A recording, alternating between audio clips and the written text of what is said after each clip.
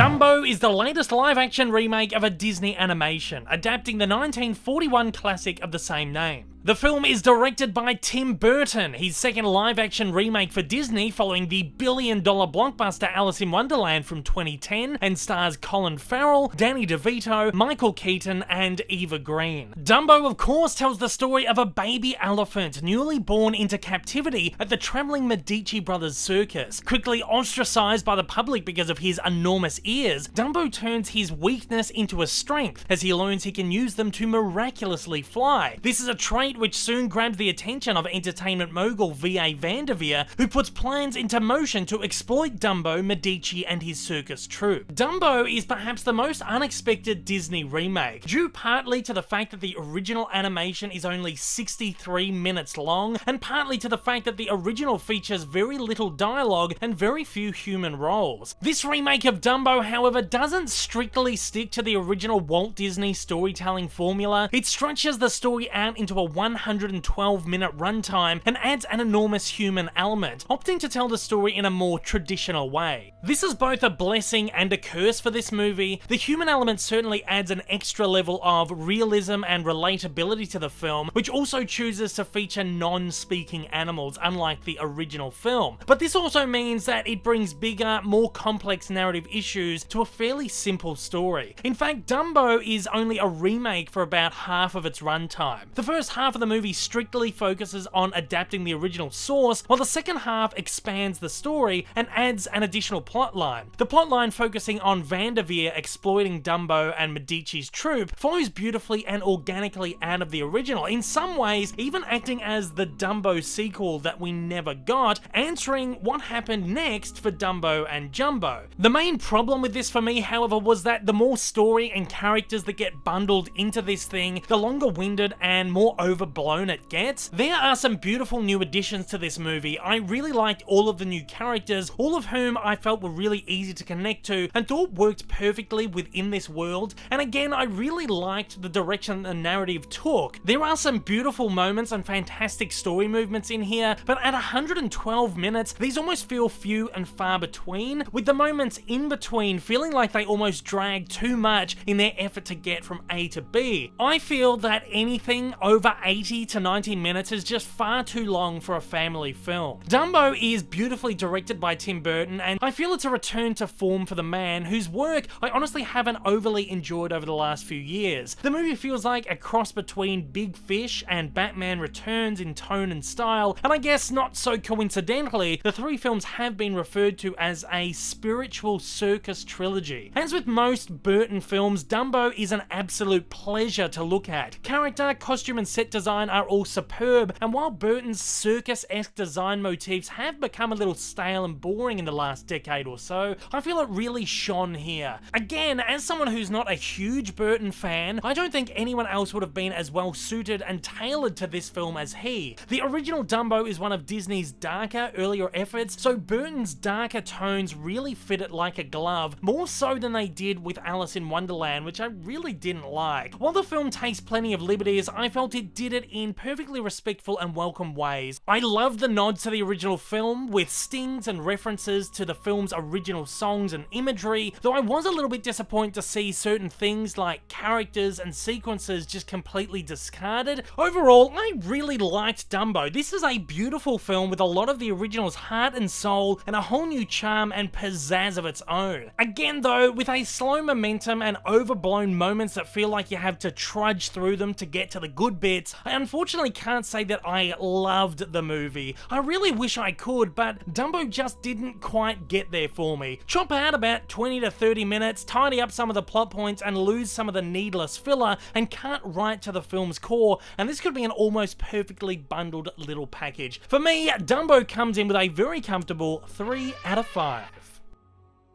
And at that, it's over to you guys out there. Have you seen Dumbo? What did you think? Have you not seen it yet? Are you looking forward to seeing it? Fire away in the comments below and let me know your thoughts.